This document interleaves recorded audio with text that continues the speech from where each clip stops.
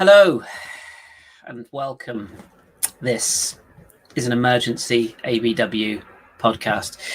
My name is Kris, and unfortunately, this is all my fault. But the podcast, that is, not this shit show of a club that we all support and love. Love? Do we? Yeah, we do. We do still love the club. Just maybe not certain people that are involved in it right now. We'll come on to that in a minute. This is very ad hoc, dear listeners. So thank you all very much for joining us. Just from the very start of this podcast, just going to make a couple of disclaimers. There'll be no talk of how good our French players in France are currently. There will be no talk of how it wasn't a red card. There will be no match review tonight. And most importantly of all, and this is a serious point, there will be no slander in the chat. I'll be Femi and Karl. I'll introduce you in a second. We'll be keeping a close eye. So please keep it civil with each other. Have a good debate by all means. There will be no sort of over-the-top outlandish reactions in this podcast. There will be passion and there will be a little bit of, shall we say, questionable language, I'm sure. But yeah, I will not accept any form of abuse. So behave yourselves, all right? And that goes for us as well. So with that being said, let's introduce my colleagues here who I rounded up very quickly at short notice. Femi, how are you doing, sir? First of all, have you got over the fact that I admitted to you this afternoon that I wasn't even following you for like how long onto it? I do apologise. I don't know why, mate. I am now. So. No. That's fine. It's a good. That's the best news of the day, isn't it? Yeah. Nothing else was good. Today seemed to fly by. Actually, once the game finished, it seemed like it was nighttime already. Yeah. It's been a long old day, mate, hasn't it? It's been a long old day. We'll get into it. But yeah, happy to be following you once again. And I got the big man on because, you know, he's probably had a busy day sort of delaying trains and generally being a shithouse in London. So, Karl, it's been a while, mate. I know that we've been sort of, you know, talking between us and the group and stuff. I think we're on the same page. So I had to get you on. How are you doing, mate? Have you got over the day so far?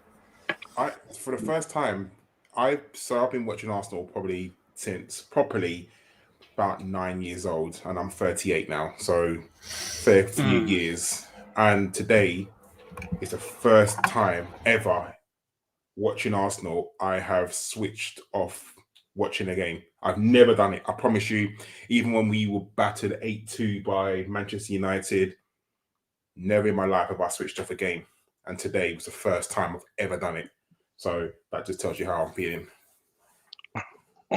I feel that, mate. I feel that. And I did the same, not going to lie. As soon as the was the second goal went in? Yeah, I think it was the second goal went in. I went off and did house chores. Because that was a highlight, you know, that was a genuine improvement on the day. So, okay, well, let's get into it. I do apologise, by the way. I've got my window open, so I'm sorry if you're hearing cars. I thought it might be quiet this time of night, but apparently everybody's decided to drive down the road. It's too hot to shut the window, so we're just going to have to deal with it. Okay, guys, let's get into this then. As I said, this is an emergency podcast. It's kind of it's a bit of therapy for us all. All right. So for everybody that's joined us in the chat live, thank you all very, very much. There's too many of you to mention. So if you're in there and you're listening to this, thank you very much for joining us. And please do go for gold on the debates, and we'll pick out a few questions and whatnot later on as well. Thank you, Josh, for that comment. That's beautiful. This is what happens when you get to my age and your hair just turns into a beautiful mullet. Anyway, let's get into it then. So, Fem, I'll start with you, mate. Kind of the reason I brought this pod together really is I've had enough. I'm just done. I'm so done with this club. I'm so done with the excuses. I'm done with the process. I'm done with the players. Not all of them, I should stress. We'll come back to that in a minute. But I'm just done, mate. I'm fed up, and this is not a oh, we're Arsenal, we're better than this rant. It's not we deserve better type of rant, because every club could say the same, right? But I can't fathom where we're going. And, you know, I got a lot of criticism in the week for saying that West Brom was a plaster over a seeping pus-filled wound, or words to those effects. But it really was, because we turned up today, and as I say, I don't want this to be a match report, but what I saw today was 11 players really didn't have a clue what they were doing. You know, a manager who is completely out of his depth, you know, a guy who I like, but a guy who's just completely out of his depth. A board who have invested in him, but are largely absent. That's probably for another day. A technical director who's had 12 holidays in the last 6 weeks and, has bought players that I don't even think he's ever seen before, which on the manager's recommendation. I mean, that's my intro. Where are you? I mean, what does today change anything about how you feel, or were you already feeling a little bit crap coming into it? It's kind of hard because obviously I've always been of the mindset of I like Arteta, but I said I think where I was at was going into the end of last season. I tweeted something and I said, if you're going to go into the season knowing that in around November you're going to sack the manager, you're better off doing it in the summer. And what's happening now is we've got to 3 games and I'm seeing a lot of excuses now of the game type who we're playing or so many excuses. It's unbelievable. I've never known a manager to get this many excuses, to be fair. And my thing is, if you know that your process, whatever we're doing now, is not going to get you higher than 8th, that's even if we're lucky, to be honest, then what are we hanging on for? You can't waste the whole season after 3 games. So my thing, that's where I'm at. I'm at like, there's literally no point in this continuing. I know a lot of people will say, well, you played Chelsea and Man City, and all of that type of stuff. But for me today, when I saw that team news, I was like, what is going on in this club? What is actually going on in this club? As soon as you saw the team, you were like, what actually is that backline? Like, you've got Calum Chambers, who was not good enough to play for Fulham at the back, so they moved him to midfield. Kolasinac, who's never been good enough. We've been trying to get rid of him for so long. You got Rob Holding, who we tried to get rid of. He stayed. He's not good. We knew Rob Holding wasn't good enough. You've got Cedric, who I can't even. His performance today, don't even get me started on him.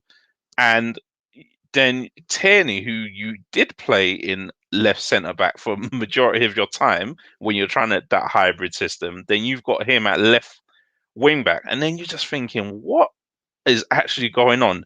And then a big club, your big club, you go into a game with.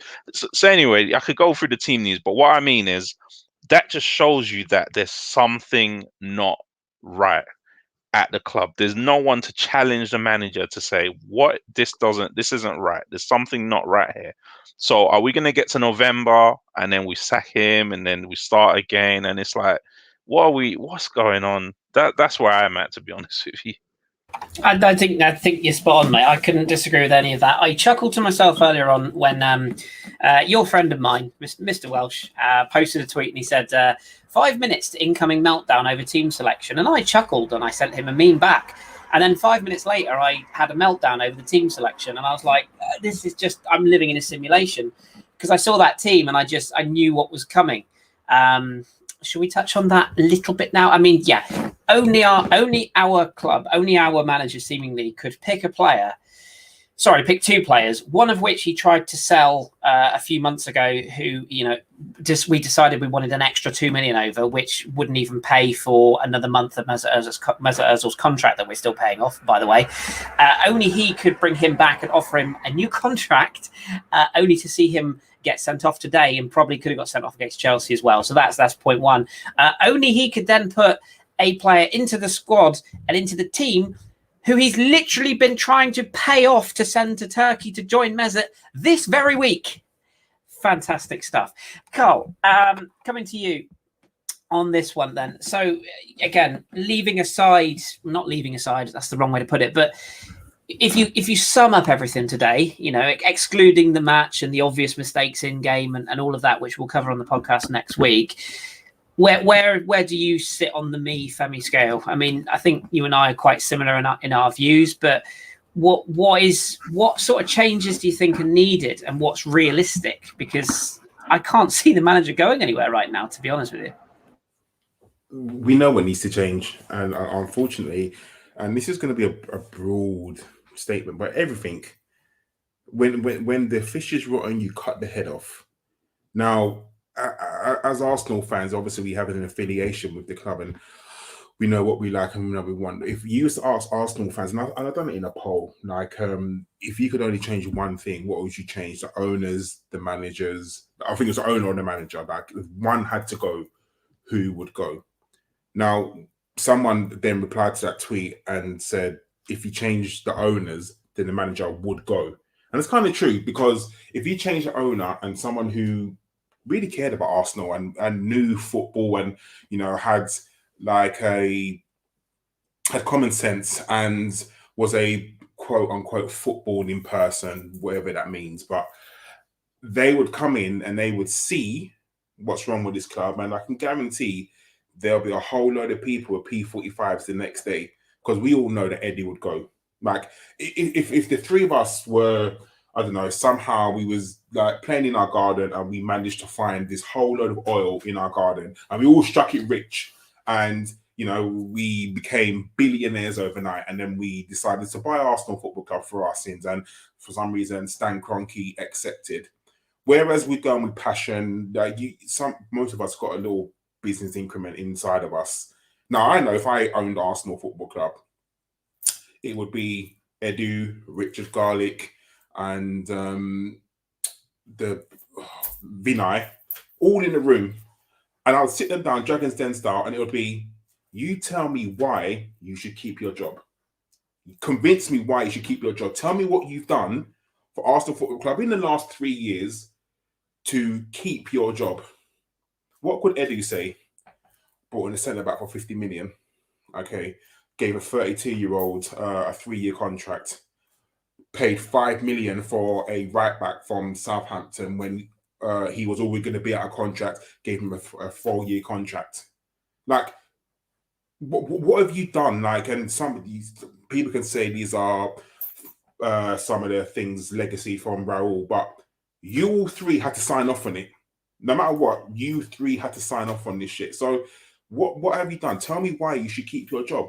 And I guarantee none of them can say that. Like, what? There are so many things wrong with Arsenal. And it's down to things like the stadium. And Femi's been to the stadium recently. The stadium is in a shit state. I went past it the other day when I had a meeting, Hybrid Islington, and I took it the long way round. Like, you look at the stadium's all faded, like the Muriel outside. It looks shit. It looks like it's been up for 50 odd years. The cannon outside, it's all peeling. This is Arsenal Football Club. Have some passion. Like, this is your house. Yeah, you wouldn't make your house look like that. So why is it okay to have like this? The stadium is not. I'm not saying it's falling down, because clearly it's not. It's a very new stadium, but it needs a fresh lick of paint. And you think to yourself, why? Why does it look like that? Have pride. And there's no pride that if you was an owner and you really cared about that, you'd walk past the stadium and think, the fuck is that? Like, look at it. It looks shit. Like, and there's just nothing there. For me, it just... And this is the problem when I say you need to cut the head off. It's from the top to the bottom, from the person who literally signs the checks to the person who cuts the grass or puts the hot water in the flipping player's tea. Like, it's just ridiculous. Like, there are so many things wrong with Arsenal that need to change. Unfortunately, will they change? And for me, they're not going to change until the owner changes. And we can all sit here and be very honest. The owner is not going to change. He's not going to sell unless someone somewhere, unless Jeff Bezos comes with like a £3-4 billion offer. That's the only reason why he's going to change. He's not. No one. We'll probably touch on it later about the Qataris, and I know we spoke about it on the pod. And if you haven't listened to the pod, definitely listen to the conversation with Kris, Jock, and Ellis had about that. But the owner's not going to change. So because the owner's not going to change, he doesn't. If he really cared about the football club, let's face it, Arteta would not be there. But at the same time, you don't give someone £200 million and not give them time to. Sorry, I meant Richard. That's what I meant, Richard. Sorry, but you don't give someone £200 million to spend and then don't give them time to try and implement said plan. Like, you just don't do that. So it's a case of until the owner changes, and the only reason why Arteta will go is because of fan pressure. Fan pressure is the only reason why Arteta is going to leave. No other reason. Not because the results aren't good. is because what will start happening is that people will stop going to games.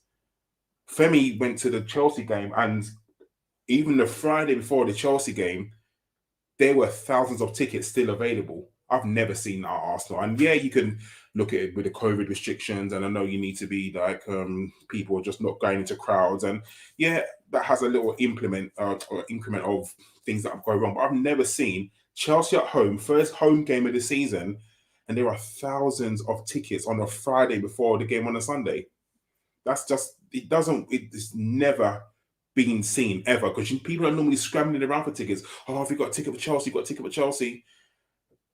The Norwich game, Femi, I know you're going to go to that game. That ground is going to be, I'm not going to say half empty because that's just silly to say that, but there are going to be thousands of seats left. And for me, there's just no pride in Arsenal. Like, there's just, we're not, like, I remember being proud to say, yeah, I support Arsenal. Like, I still am, but at the same time, it's a case of, why should I be proud to support Arsenal? Like, I don't let Arsenal stress me no more. Like, I don't. Like I said, I switched off and I carried on doing my day job. But for me, there's got to be something to change, and it's got to be at the top. Changing the manager, yes, that will be a short-term fix, but to the long term, is the same thing going to happen when the next manager comes in? Probably, well, they might have a bit more nous than Arteta does, but for me, you've got to change the owner. And unfortunately, the owner is not going to change anytime soon. It's wishful thinking right now that the owner is going to change anytime soon, unless a monumental bid from somebody comes in. And even then, when the bid comes in, there's no guarantee that the Premier League are going to accept the new owner, because, like we said, look at Newcastle. Newcastle had the bid all lined up, and the Premier League looked into it. Obviously, they didn't ratify it, and Newcastle are still in the hands of Mike Ashley. But again, if whoever comes in for us, there's no guarantee that they are gonna accept. So sorry, I know I've been on a bit of a rant, but it's just it's frustrating. It really is. It's just frustrating that the average fan, you, me, Femi, Danny, Josh, John, to an extent, I know John sees the world through Arsenal tinted glasses, but we can see what's wrong. We can all see what is wrong, and unfortunately, the people who can't see what's wrong is the decision makers, and it's sad.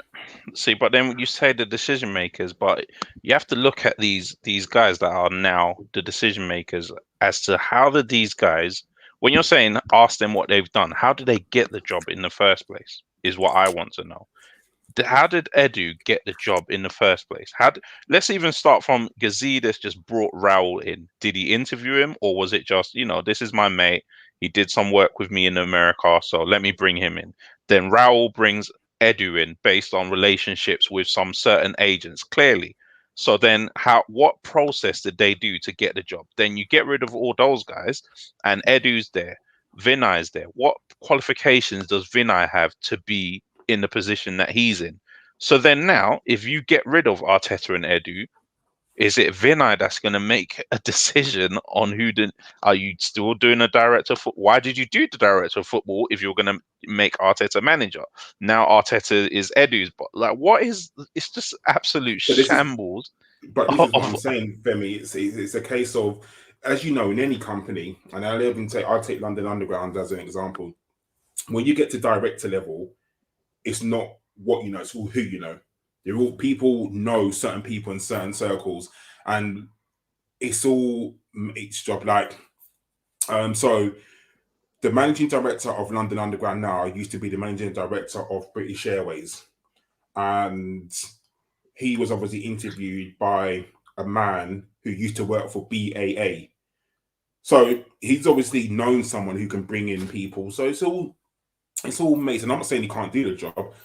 Boss, if you're listening, and make sure I'm saying you can do the job. Like, just make it clear. But you kind of get what I mean. Like, so it's all, when you get to that managing director level of massive companies, it's all who you know. Like, it's all people that you know.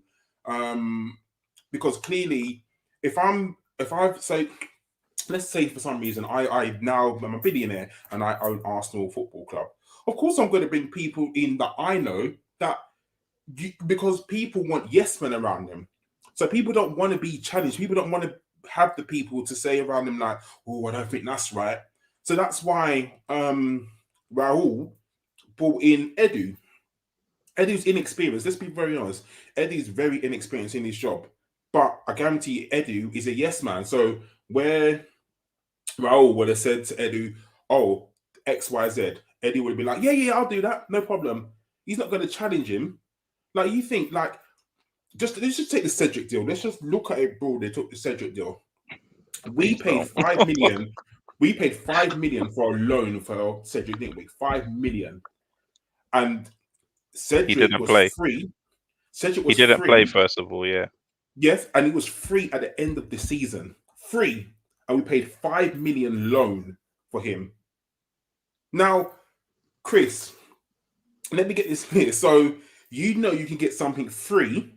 Let's just say that you're going to buy one of your funky pair of trousers. And you know for a fact that in 5 months' time, those pair of trousers are going to be free. But then someone says to you, do you know what, Kris? You can have this now, but I want you to pay £5 for it. Oh, this is in those terms. But it's free at the end of the season. Like, you're going to look at it and think, okay, and was we in dire straits? No, we got him and he was injured. Like, so why would you do that? And then he hasn't played a game and you offer him a 4-year contract.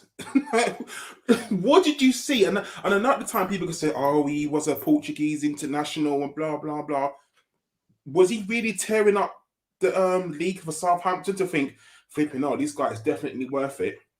So what process went into thinking that Cedric paying £5 million loan for him when he didn't play, and then saying we're going to give you a 4-year contract? Where did that go? And it's decisions like that. You think to yourself, these are the guys in charge, like Femi said, who are running Arsenal Football Club. Now, what do you have? What footballing knowledge do you have to say yes? And I know people could say, well, if you was good at the job, you'd be running it. Yeah, that's probably right. But at the end of the day, it doesn't mean that I can't have an opinion. And just because they're in the job, don't mean that I don't know more than them. It just means that they're in a position where they can make certain decisions. So that's just one deal for me. Like, you and I could definitely go on and on and on about so many deals. Like, we could talk about so many. Like Kris said, Xhaka was out the door, but then you bring him back in and you give him a contract when you were trying to sell him. Kolasinac, you play him against the champions of England when you're trying to sell him, get him out the door. Like, where's the logic there? It's not even the trying to sell him. It's like Cedric, for the whole of the second half of last season, Cedric was deemed useless. Like, literally to the point where even the position that we, got him as cover for left back, we had to move Xhaka out of position to play. He literally was not trusted at right back or left back. He was done as far as I'm concerned. But like you said, because he's got a 4-year contract, they cannot get rid of him. So he's done. Then all of a sudden, he's now starting right back. It's like, what is going on? Bellerin is just nowhere to be seen. Fair enough. He wants to leave. You might not. I don't understand. If it's either he gets his move or he doesn't get his move. But the fact that he's still there, he's not being played. But Kolasinac, like, it's all these, like, there's no explanations to any. There's no answers to any of these questions. It's just absolute shambles. Go on, Kris. I know you haven't spoken. It's fine. I'm enjoying this. It's therapeutic. I can just sit here and nod along to every single word you're both saying. The thing is, as well, is that I want to touch on this. I want to touch on this subject of. I've seen a lot of this on Twitter this afternoon, and one account, I can't remember the name, Spanish Schooner, I can't remember his name, but I actually think he has a lot of sensible things to say. But he came out with this line this afternoon or this evening that said, you shouldn't point fingers at the manager until this board goes, until the whole club is restructured. You can't lay the door at the manager. And I also hear, the other one that I also hear a lot is this squad isn't good enough. I'm just going to say one word to both of those things, and it's simply this: bullshit. Absolute bullshit. I'm sick and fucking tired of people telling me this squad is not good enough to compete in this league. All right, look at this league. I know everyone wants to think that the Premier League is the best league in the world and it's fantastic and all this. Well, here's a news flash for you guys. Serie A, Liga, Bundesliga, and what's the other league? I forgot this. La Liga. La Liga, thank you. Have also got some fantastic clubs, some fantastic heritage, history, players, etc. Just because the Premier League is marketed as the best league in the world does not mean that Club 1 down to Club 20 are brilliant. It doesn't. Okay, we proved that last year, because if the league was run on just how much heritage and history a club has, then we would be at the top all the time. We're not, because we're a shit show. And this whole idea that our squad that we have right now cannot compete, and I'm not asking for, to quote Dom, I'm not asking for this club to be pushing for the Champions League and for the title this season, next season, 3, 4, 5 years' time. I'm not asking for that. But the bare minimum I expect from a club of this size in the nation's capital, with the amount of money and backing and sponsorship and everything that goes with it, the minimum I expect is that we should be fighting for top 6, let alone top 4. We should be fighting for top 4. I'll take top 6 while we invest in the process. But what I won't accept is 10th, 12th, 14th, or by the way, tonight, bottom of the table, 3 games. What is it? 1 shot on target today, 0 goals, 9 conceded. You can't tell me that the squad we have on paper is not good enough to be beating certain clubs in and around us. And that's no disrespect to the clubs in and around us, because they're playing better than us. What David Moyes has done at West Ham is nothing short of incredible. But even Steve Bruce is getting the tune out of Newcastle. Aston Villa suddenly think they're Aston Madrid, as I call them. These clubs are looking at Arsenal now and going, do you know what, guys? We can go past this. And the other one I hear from people is, oh, well, you can't judge Arteta. And sorry, John, I'm going to quote you on this one. Judge Arteta after Norwich. John, we're bottom of the table after 3 games, mate. Norwich will be licking their lips. Remember when everyone said, well, we got Burnley at home last season? Do you remember that game? Yeah, we lost. And Xhaka got sent off that day as well, didn't they? God, give me strength. But do you know what I mean? We're not a club that anyone fears, home or away. We're not, and you cannot sit there and tell me this squad isn't good enough. And on the ownership point of view, none of us on this podcast, and I'm pretty sure any podcast or any opinion of any Arsenal fan who's got any semblance of a brain, will tell you that the Cronkies are brilliant owners. I don't think anyone would say that they are, but they're not the bloody worst. And they have backed this manager to the tune of, 120 million this summer. Every player that manager has asked for, he's been given within reason, as far as we know. Okay, I don't think he asked for Messi or Ronaldo or, for the realistic targets he's gone for. He spent £50 million on a centre-back who can't head a ball at the moment. And I'm not saying he's not a talented player. I do think he's got some qualities. But we didn't need it.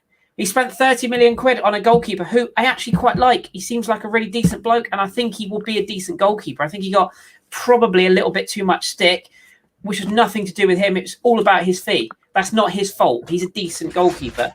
But is he £30 million? No, he's not. He's 10 million at most, and we paid 30 million. And Sheffield United held on for that, or 24, whatever it is.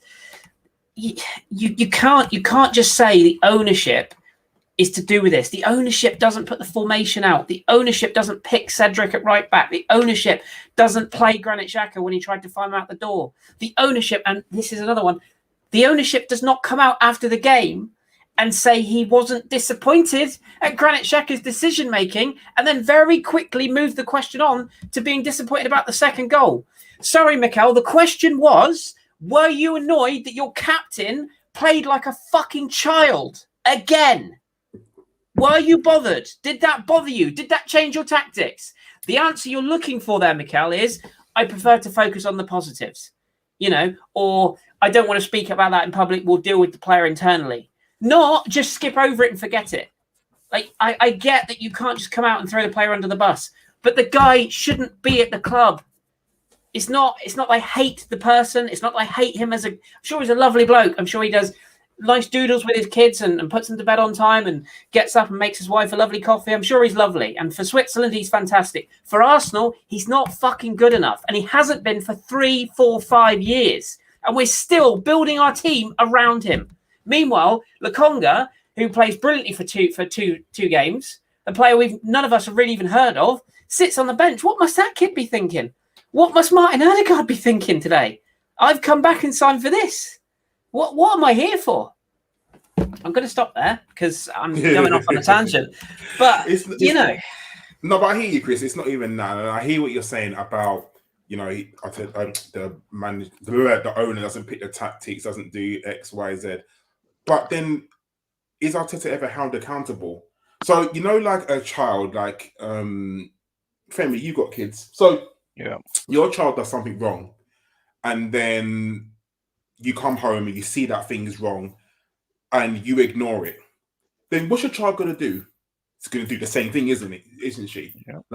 So and then your child does something maybe a little bit worse, and then you don't say nothing to her, like you just ignore it. So they're gonna keep on doing it. I'm not saying Arteta's a child and he should be disciplined, but surely if something happened, like even at work, if you've done something at work and it was wrong, your manager's gonna take you in and say, Femi, come here with a little word. Why did you do this? Why did this happen? And you should be held accountable. Now, we don't know what goes on in Arsenal boardroom. We don't know if there's a meeting every Monday and they talk about the result. Let's be honest, is there? More than likely, no, there's not. However, because if there was, surely you'd be scared. And people look at Arteta and you can say, yeah, he looked... like I said, I switched off after, and then the news was on, sort of in the background at work, and I saw his face, and he almost got shrugged. I think they scored a goal, and they focused on Arteta. They scored a goal, and he didn't turn away and didn't he looked frustrated. He just looked, and you got all the Man City fans and Man City bench cheering, and he's just like he almost looked shell shocked, and you're thinking to yourself, bro, do something, do something. And listen, Arteta, like you said, Arteta could be a lovely guy, but this job is not for Mikel Arteta. It was a plan that went wrong, and it's a plan that is going worse and worse and worse by the day. This job is too big for Mikel Arteta. Like when he was at Man City, you know what? He was learning from, I don't know, we had to call Pep a checkbook manager, but he's a very good coach. We have to be honest. Pep is a very good coach. And did Arteta learn enough from him? Probably not. You cannot come to Arsenal Football Club as your first job as a manager. I'm sorry, it doesn't happen like that. It doesn't. God's sake, even Frank Lampard, and he didn't last long at Chelsea. Even he learned his trade in the Championship at Derby. But what did they do when it didn't work out? What did they do? What did Chelsea do the minute a good coach was available? Straight away, they got rid. Ole Gunnar Solskjaer he's been back to the high hill, but he went and learned his trade. Yes, okay, albeit in the Norwegian league, but he then got the job here, and he's kept Man United afloat, and he made it to a European final, got beaten, and Man United have now he's backed him. For me, Man United them and Chelsea are definitely favourites for the league title, but these managers have gone out and learnt their trade. Mikel Arteta was Pep's assistant, so wasn't really the main man, and then they've given him the Arsenal job. I would love to know in the interview, he must have had an amazing interview. I don't know who else interviewed for the job when Emre left, but you're thinking to yourself, what experience? Surely you go for a job, Kris and Femi, and what did they say? Tell me your experience.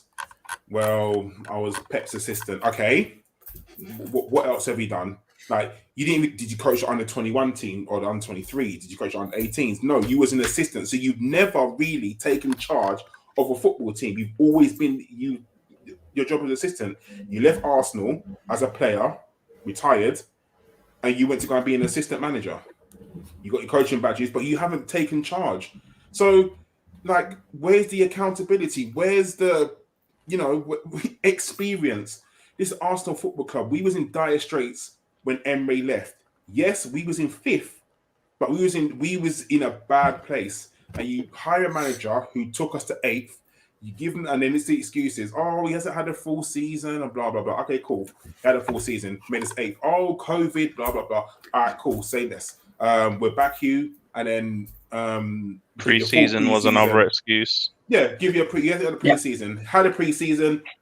How many games did we win in pre-season? Now it's Norwich. And then I was the one at pre-season saying this is really bad. And what's everyone saying to me? Oh, it's only pre-season. It doesn't matter. Of course, it fucking matters. Everyone on Twitter, I was the one saying, "There's no one worried." And everyone's like, "Oh, it's only pre-season." And what happened?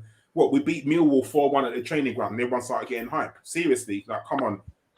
And it's just for me, it's just ridiculous. So, and then everyone's telling me that the Chelsea games and Man City games don't count. What do you mean they don't count? Last season we beat them twice. So why now doesn't it not count? Did it not count when we beat them twice last season? Like, do you know what I mean? There's always an excuse for people that want to see Arteta succeed. Then let me make this clear: no one here wants to see Arteta fail. Nobody. No. Everybody wants. Listen, if Arteta came out and we beat Norwich 6-0, and then we beat Burnley 4-0, and then we beat the Scum 7-0, and then like we came out and we was winning games, no one would be like pissed off that we're now winning. Arteta's staying. Everyone would be like, "Oh fuck me!" Like he's doing stuff. But can anyone really sit here or even listening to this right now and see Arteta turn this around? No. Because there's nothing that Arteta has shown within the last season and a bit to turn this around. Yes, Chelsea were the European champions. And yes, Man City are the league champions. But when did we start giving up on games before we even played them? When did we start dismissing games, thinking, shit, we're not going to get anything here? This is Arsenal Football Club we're talking about.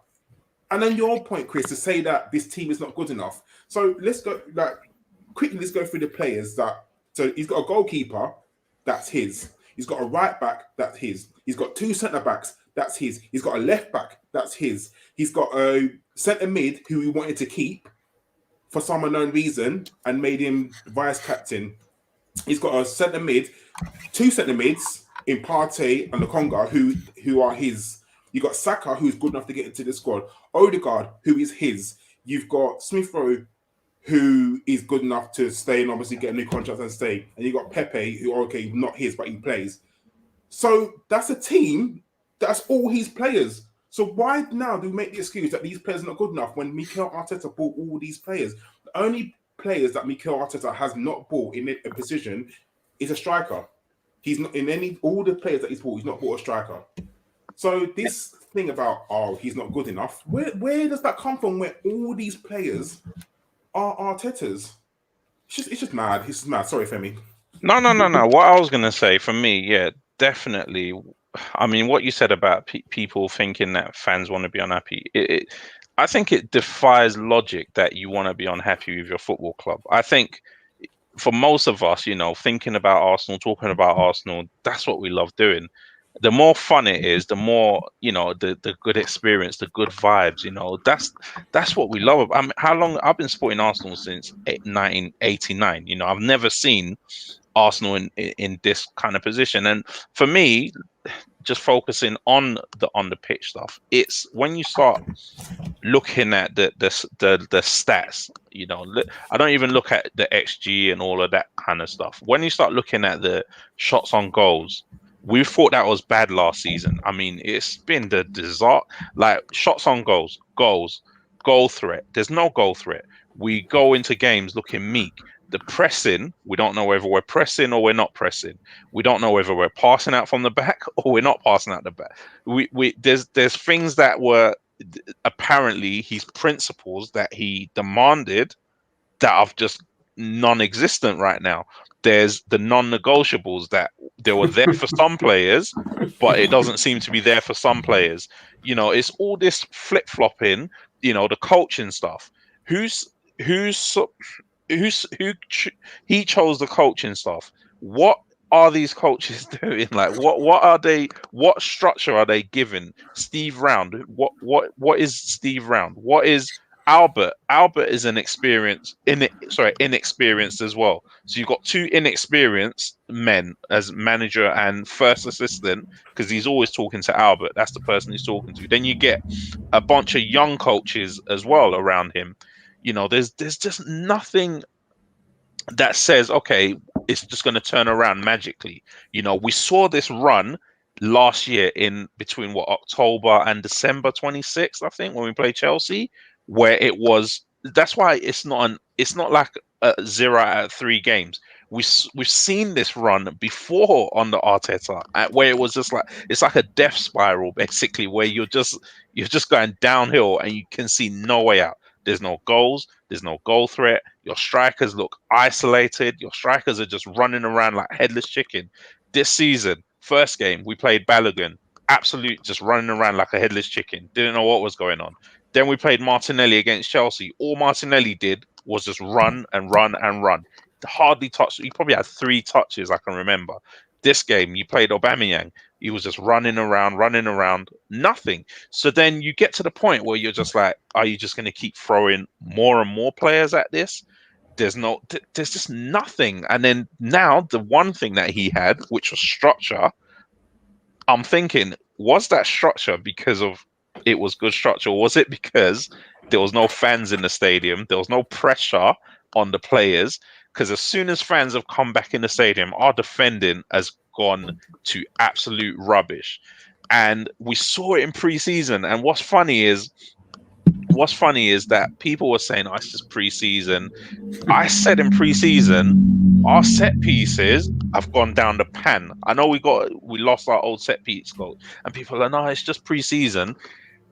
Man City were hammering us on set pieces today, because they figured out managers are not stupid. They're not stupid. They figure out your weakness and they targeted it. Chelsea figured out our weakness last week on the left-hand side and they targeted it. Today, Man City on the right-hand side and on set pieces, they hammered us non-stop on those 2 things. So it's like all these things where, for me, when he first came in, the reason why I was a little bit confident was he looked like he had an idea of what other teams were going to do, but he could set it up. And he seemed like the cool kid, the professor in the room. Now he just looks lost, to be honest with you. And that's my biggest thing. It's like, we can keep making excuse after excuse. I don't know what the next excuse is going to be, to be honest with you.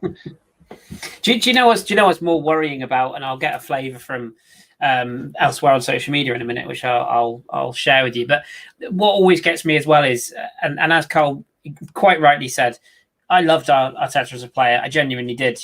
Was he fantastic in terms of, he wasn't like a sort of a all bells and whistles, a Neymar type of character, was he? But he was steady. He came in ironically after we lost that 8-2 game, didn't he? And he steadied the ship, and he was a solid 7-8 out of 10 player. Sorry. And I thought maybe we would get that in a manager. And I along with a lot of people, got probably a bit carried away after the FA Cup. And I think if you go back now and you watch those games now, I mean, we shithoused our way through that FA Cup, didn't we? Let's be honest. We got huge slices of luck, and you win it. Lucky teams win cups sometimes. Good teams win cups sometimes. That's what happens. But I agree with what Karl was saying there. Nobody on this platform, or I'm sure, apart from the morons who just shout into their phones in cars, most people have got a rational sort of, we're all passionate, but we've got a rational sense of it. This is not we're abusing the man as an individual. We're not saying he hasn't got any talent, or I think he's a very good coach, but he's, as Karl said, he's not a very good coach for Arsenal, and at no point has he really been. And the really worrying part, I'll touch on in a second, is that he seems to have gone backwards from what actually worked when he came in, that he's now gone the other way. And there are still people out there that back him, and I get that and I understand that. But when people are saying to me that, you look at today's game, oh, well, it all changed on the sending off. Oh, well, it just changed on the first goal. Guys, come on. Like, it's delusional to think that way, in my opinion. I cannot understand how anyone can watch that game today and say to me that it's not a red card, or that we weren't outplayed, or that, I mean, the only thing I can say is the idea that Calum Chambers should just man up when he's slapped in the face from, I think it was Joe Cole, is the most brain dead thing I've ever heard in the history of punditry. Like, that is the most stupid thing I've ever heard. It doesn't matter whether it's a forearm smash off of the 80s or if it's a clip of somebody. If you get a hand in your face, you're going to hit the deck. You just are. And I thought that was what VAR was for. But does that really change the course of the game? Does that really, okay, we might lose 4-0 instead of 5-0. Or we might not concede that goal, but we end up conceding 4 more. I'm not Bernd Leno's biggest fan, but without him today, we ship 7 or 8. And yet I've got people on my timeline even now telling me that the red card changed the game, that it wasn't a sending off because he got the ball. It doesn't matter. It doesn't matter. And somebody posted, and forgive me, I don't know who it was. Somebody posted a video earlier on, and this is, I'm not, I am picking on Xhaka because it's his own fault. Sorry, Granit. He's watching. He watches all our shows. The same clip was posted, and somebody posted this clip from the Chelsea game, and Fem, you were there, and it simply said this. It was like, when Granit Xhaka didn't get a decision his way last week, watch what he does 30 seconds later. And it was that challenge where he came racing in, legs high, and he went in, I think it was on Mason Mount, and he got away with it. And what does he do today? If a player did that on a Sunday League pitch, they'd be taken off by a manager. And yet we're building a team around a guy who can't keep himself in check. You know. So Kris, is it a case of a mental thing? So listen, we're all humans, and at some point we all need to talk to someone and talk about our problems. Listen, mental health is so important. It really is. Like, and as men, sometimes we don't like to admit it. But is it a case of him being taken in by a psychologist or a counsellor and saying, okay, listen, yes, we want passion from you, and we want you to do well, but why do you lose your head? Like, is it a disciplinary thing? Is it an anger thing? He doesn't get his own way, so then he takes out his anger. Is it an anger thing? So, those are the sort of things where we don't know what happens behind closed doors, and I'm not saying this doesn't happen, but is it a case of someone needs to come in and speak to these players and be like, what angers you? Why does that do that? Like, do they, like, I would love just for a week just to sit down. I mean, we're going to know on the documentary All or Nothing, but which is going to be great. I just want to sit down with Arsenal football. I just go through what they do day to day. After this loss, they'll have tomorrow off, and then they're back in training on Monday. Do they watch back this game and then talk about all the stuff that happened? Do they say, right, why did you do that? Watch back the whole 90 minutes. Granit, why did you do that? Karl, it's a culture of excuses, though, because the manager's patting him on the back and giving him excuses after the game. So what? I mean, they were sitting there, It's like this. It's like a hard man syndrome, isn't it? It's like, let me go and show you that I'm the hard man by picking someone up by the throat, whatever he did in the Burnley game. If Xhaka's not getting sent off once in every whatever games, he's making a crazy mistake in those games, like the other Burnley game. Or do you see what I mean? What is, like you're saying, what is it? It's like someone needs to sit down with him and ask the question. Why? Do you know what I mean? I can only go, but I'm not a football manager. Clearly, I'm not. I play football manager. Just won the league with Millwall, by the way. But like, I'm not a football manager. But if it was me, and after every game, win, loss, draw, I would go training on Monday. And at the end of the afternoon, we would watch the whole 90 minutes, and you would literally go through the whole flipping game and say, okay, pause the game there. Granit, you had the chance to play the ball out wide to Smith Rowe, but you turned back and played it backwards. Why did you do that? What's your mentality there? That clearly you want players to own up and see why they did their stuff. But that shit don't happen. It doesn't happen because they do it fucking every week. You've got someone like Elneny, who is literally gets the ball, and the first thing he does is turns backwards to play it backwards, even if there's a pass to the left or to the right. He turns, because that's the mentality. It's the safe road. Play it backwards, and that's what Granit Xhaka does. Like, Granit Xhaka, his thing is get the ball, look out wide for Tierney. Get the ball, look out wide for Tierney. That's all he ever does. And you're thinking to yourself, at a certain point, surely Mikel Arteta or Steve Round or whoever the coaches are must say, okay, why do you do this? Like, you want someone to make mistakes. You was at work and you're constantly making mistakes. Your manager will call you in and say, Chris, why are you always doing this? Oh, sorry, boss. I'll do it right next time. Cool, thank you. Femi, why do you always do this? Oh, because I thought I had to do it this way. No, like, it's just a joke. Like, I don't understand. Arsenal have definitely a mentality issue. We definitely have an issue with our mentality. I mean, today is the first time that I saw Aubameyang come out after a loss and speak. Yeah, great. Never seen that. Never, ever seen that. And let's be honest, was that for all or nothing? Because he's never done that ever. So very telling. You know what I mean? Like you said, I thought. Yeah. And they had to come out. And I think I watched the interviews on Twitter on my phone, and you saw Mikel Arteta. I think they asked a question about, I think Bernd said something about, we got to play with pride and remember that we play for Arsenal. And I think they asked Mikel Arteta something along the lines, and he just said something like, oh, if that's what he said, then yeah, I've got to agree. You can tell he wasn't happy of what he said. No, not at all. But you can tell. And there was a question by who was it? Bonesy. And he said, do you think he's lost the dressing room now? To a certain extent, yeah. To a certain extent, I think he has lost the dressing room. I'm not saying the players have down tools, but do they have faith in Mikel Arteta? Does Aubameyang have faith in Mikel Arteta? No. Okay, I can assure you he definitely doesn't. And yeah, you know that, Karl, with that, yeah, like I see what he can't lose the young. He hasn't lost the young players. Now the reason why I say this is young players are very impressionable. Emery lost the young players. I don't think Arteta's lost the younger players in the squad just yet, because they're very impressionable. And what's happened is he's actually overcoached the young players, as in you can see that they listen to his instructions to a T. They play like robots, basically. Whereas the older players, you're right. Players like, he lost Aubameyang after the Tottenham thing, as far as I'm concerned. Their relationship, I don't think, has ever been the same. Players like Xhaka, he doesn't lose them because he keeps indulging them, so they don't mind all of that type of stuff.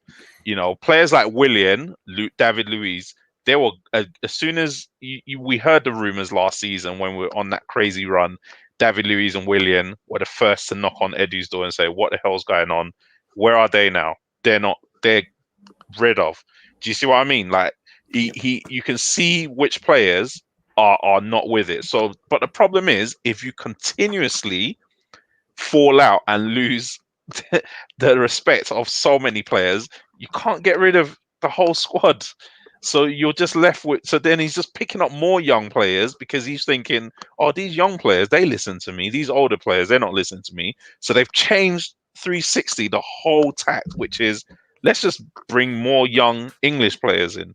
But I don't know what you think about that. It was, so I think it may have been Simon, I can't remember who it was, on Twitter, and they were talking about Arsenal's training regime, and he said it looked like a game of Subbuteo. Like, that was on the Athletic, yeah. Well, yeah, like a game of Subbuteo. Oh no, sorry, it was Sammy Mockball, I think, on yeah. I did see it, yeah. Where he literally, so you can imagine, he's literally telling players, stand there. So he's not giving players the creative freedom to do what they want. And you can imagine, like you said, Femi, the young players, they probably want to do something, think, oh shit, I've got to run back, I've got to be in this position because that's where I should be. And to an extent, yes, you do want players to be coached, but you got to have players to have a little freedom. And if someone's literally saying, like, it's like a game of Subbuteo where you stand there, you don't run there, you do this, do that, you can imagine it's kind of like, well, you need to, at some point, players need instructions. Of course they do. But at some point, let players off the leash. There's no joy, Karl, is there? There's no joy. Like we mentioned earlier on about Ole Gunnar Solskjaer, and as I say, I don't think he was in the chat earlier. I don't think he's a particularly great coach or manager, but what he is, he's a club legend, just like Arteta. But what he is a manager who inspires players around him. You know, inspires his team. And one player I would like to pick up on, I wasn't his greatest fan as a player, particularly because he was a bit annoying when he played against us. Jesse Lingard. I'll be honest with you, I probably wouldn't go for a pint with the guy. I think he's a bit much for my personality. But what he is a decent footballer. And he went to West Ham and he proved that. He's come back into that Manchester United squad. And okay, he's probably not going to get games. He probably will get sold. But he came back to that United squad. He took his shirt back. He worked hard. He's got some minutes this season. He went on loan. He came back a better player. And whenever you hear him talk about, the club, whatever, he talks very highly of the manager and the setup and that. And Femi's right. The only players that we have that talk highly of the manager are the younger players or the departing older players. So they're moving on. So they're not going to say anything bad, are they? And I think it sort of speaks when I watched the United game against Leeds. United were pretty rough at the back, but they won the game, and they looked like a team that were enjoying their football, that were having fun. I know for a fact. Well, actually, that's probably a bit over the top to say fact, but I've got enough people from enough sources in France to tell me Paul Pogba isn't happy, and he would like to move on from Man United, right? Regardless of Ronaldo and all that, he would like to move on. But he's been brilliant this season, and he ran that game from United's midfield. And why? Because they played to his strengths and they allowed him off the leash. Same with Edinson Cavani. His career was basically finished when he left PSG. Went to United, he's done brilliantly. They're giving Mason Greenwood, they're giving these players the opportunity to perform, to play. Even Anthony Martial, who by the way would probably do a job for us right now. You can see he's not happy. You can see he's not enjoying his football. But as a personality, he's still getting chances. He's still getting the game time. And he's still getting the love from the manager, who's sort of saying, I'll stick with him, even though he's clearly not in a good place. How many of our players do you look at on the pitch and do you think to yourself, they just don't look happy? Lacazette's reaction after the game, fair play to him and a few others. First one over to the away fans. There's a picture of him on social media of him like that. I'm sorry, basically to the fans. I'm sorry. We're sorry. And this is a guy that everyone's telling, he's shit, get him out of the club. Fine, you can have your opinion if you don't think he's good enough. That's absolutely fine. But I'd rather have him around, a player who clearly cares about the club and cares about the younger players and cares about how it feels, to be a supporter of a club, than just bring in another young player who is just going to be brainwashed into this project, because that's what we are right now. We're a project. There you go. There's the picture Danny's just put up. And I think, if you're a Smith Rowe and you've had this, there's a reason that Smith Rowe probably had a little chat with his agent this summer about that bid from Aston Villa. Did he ever want to leave Arsenal? Of course he didn't. He's an Arsenal boy through and through. But he's only going to be an Arsenal boy for so long. Bukayo Saka is only going to be an Arsenal boy for so long until the draw becomes actually, maybe there's another side here. And if you said to, and I guarantee you this, if you said to all those players in that dressing room right now, the younger players in particular, nothing against Mikel, but you've got the opportunity to go and play for a Guardiola, a Klopp, a Conte, whoever, a manager with a reputation, a winner, even a Mourinho, they would probably all jump at the chance. Not because they hate Mikel Arteta, not because they don't like, but the joy in how they are or how they come across is not there. And they're micromanaged within an inch of their life. And it's okay, I'm a bit biased on this one because I saw the player he was in a different league. But it's what frustrated me when people were saying to me last season, Pepe's shit. He's not shit. He's a very talented player. Is he erratic? Yep. Does he give the ball away? Yep. But if you buy a player who performs at one club in a formation and a style that suits, and you put him into a club where you basically take all that away and say, no, don't do any of that. It's the same reason I said when we bought Odegaard. It's a brilliant signing. He's a fantastic talent. He's a wonderful footballer. So much creativity and vision. He won't be that at Arsenal in 6 months if we play like this, because he'll be a defensive midfielder. But then we have to ask the question, our players, so Josh just said something, that Tierney's gone backwards under Arteta. So do you see players getting better? Like, who can you say under 2.5 years of Arteta who's gotten better? Like Saka, arguably Saka, but Saka was always Saka's brilliant anyway, isn't he? Yeah. Smith Rowe, he's come on, he's been given game time, and Smith Rowe last season changed the way we played. Like literally, without Smith Rowe, God knows where we would have ended up. Like seriously, but so who can you say has really improved under Arteta? And people will then come and say, "Oh, he's got to be given time," and blah blah blah blah blah. Okay, a seasoned professional like Willian, did he get better under Arteta? No. Cedric, did he get better under Arteta? No. Like, as Calum Chambers pushed on? No. As Rob Holding pushed on? No. Who as Leno pushed on? Okay, granted, goalkeepers aside, our specialist sort of our specialist position, but who has Josh Holding really? No, he really hasn't. No. We're going to be honest. Like, that's Josh's opinion. That's fine.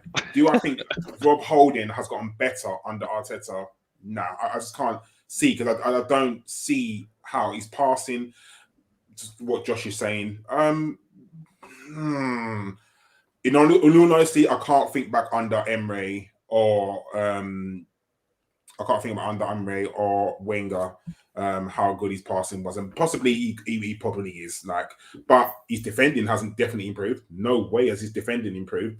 Like, you think of that masterclass when we beat Chelsea between him and Saka. Do you remember when Diego Costa? Yeah, and that's probably the best I've ever seen Rob Holding play, definitely. And until the run where he got injured in that Manchester United game, he was decent. And then he got injured in that game and just messed him up. But I don't think he's improved under Arteta. I can't think like, oh yeah, definitely. Like, you think about it, Rob Holding should be knocking on England's door right now. Like, there's not brilliant defenders for England, so he should be knocking on the door, and he's not. He's nowhere. Rob Holding is as far from the England squad as Danny is. Like, so it's like. But there's another point on that. Sorry to cut across you, but there's another point on that. I'll mention just before I forget. You said about players improving. Look at the players that have either left the club and have got better, or the players that he has that he's still got on at the club. That I'm going to say this. He's holding hostage. Ainsley Maitland-Niles, right? For me, I don't think he was ever. I don't think he was ever what a lot of people thought. I don't think he was ever like really high level. I think he was a decent, serviceable midfielder, and I think if he'd had a slightly better attitude, he probably would have been a right back, for a number of years, right? But to be fair to the lad, before he had a little bit of a, he went to the press and said he wanted to leave and all that. That was probably a bad decision he made. But he was playing under Arteta. And Arteta sort of said, I'll use him in the right back role, blah, blah, blah. And he got through the FA Cup games and all that. And then all of a sudden, we turned down these offers from Wolves. Arteta's in the press saying he wants to keep him. He's part of his plans. And then just completely bombs him out. Like, doesn't even not even in the squad. Just gone, out. Reece Nelson, another one. Is Reece Nelson the second coming of Angel Di Maria? No, of course not. But is he a serviceable winger who you could probably get 10, 15 minutes out of at the end of a game? Or is he a guy who can offer something, put it this way, would Reece Nelson offer you any less than Cedric? Or if you want to put a young player, like even Lokonga, I think he's a very talented player. But if Lokonga was a winger, would you say there's too much between the players? I don't know if there is. Some of those players that are there, he sold Joe Willock. Okay, I get it. We needed the money. Why did we need the money? Because of the bad business we did previously. Let's not go down the Emi Martinez route again. But there's so many of these decisions that, as you said earlier on, Karl, and you said as well, Femi, that have been directly or indirectly decided by Mikel. He's taken those choices. He got rid of Matteo Guendouzi for attitude issues, but he continues to play who. And he's stuck with Willian, until he hasn't got anywhere near the amount of stick he should have got over the Willian transfer. That's just quietly happening in the background. He's just quietly off to Brazil. Nobody's mentioning that. This is a guy who pushed to sign him, and when he was asked about it, and he was asked about the reasons, some players just sometimes they don't fit out. I thought Willie was this, Willie was that, Willie has been fucking Willie, Mikel. That's exactly what he's been. He's been dog. So, but you made that choice, my friend. You made the choice to bring him in, and not only did you make the choice to bring him in, you made the choice to persist with him for 6 bloody months. When Nicolas Pepe was sitting there going, look, I know I give the ball away, boss. I know I don't take instructions very well. I know you might not like the way I dress or the fact I happen to speak French, but can I just get a game? And poor old William Saliba, and that's just not even turn that stone over. I think that's a conversation for another day. But it really is. You know what? One thing that I'll say about this as well is when you keep making players promises that are not delivered on, you're in big trouble as a manager. 100%. He's made a lot. Mikel talks a fantastic. When I listen to his press conferences on Thursdays, I'm one back around. I'm like, oh, he sounds like he knows it. So I can see how he sells these players dreams. He sold Balogun a new dream. Where Balogun he wasn't even on the bench today, to be fair. Was the dream to send him out on loan or just to be a Reece Nelson in the squad? What was the dream that he sold Willian? To be fair to him, he sold Willie a dream. He said, you're going to be in the Champions League final in 2 seasons. That's what he told Willian. He speaks a good game. He gets players that he wants on his side to sign new contracts. He's brilliant at it. He seems to be very persuasive at talking players into coming to the club. Fantastic. But you can only get away with that for so long. When players start seeing that you're full of crap, to be honest with you, or your promises are being broken very, very quickly, you're not going to make it really. And then the other problem that he has is he toes a line of the discipline line, which is, for example, Mourinho last season, he didn't want what's his name, Danny Rose, at all. Danny Rose said, "I'm not leaving. I'm seeing out my contract." What did Mourinho do? He took a hard line and said, "You're not coming anywhere near the first team. You train somewhere else. That's it." Arteta spent the majority of the first half of last season complaining about some certain players who are not playing, being bad influences, but they were being kept. This is what I mean. It's like, what was the point of all of this? Now, at the beginning of this season, we're going to have players who literally don't know what they're doing. And when the fixture list came out, I said the biggest issue for Arsenal is not players that they sign, it's the fact that they're not going to let players go. And we've seen this under Arsene Wenger. Games like when Oxlade-Chamberlain played a game and he joined Liverpool the next week. And I said it's going to be players that we do not want, that don't want to be here, that are going to start the season. That's going to be the biggest issue for Arsenal. And we did not sort that out. So the lessons are just not being learnt, wherever way we play it. And that point, I made that very point about Kolasinac today.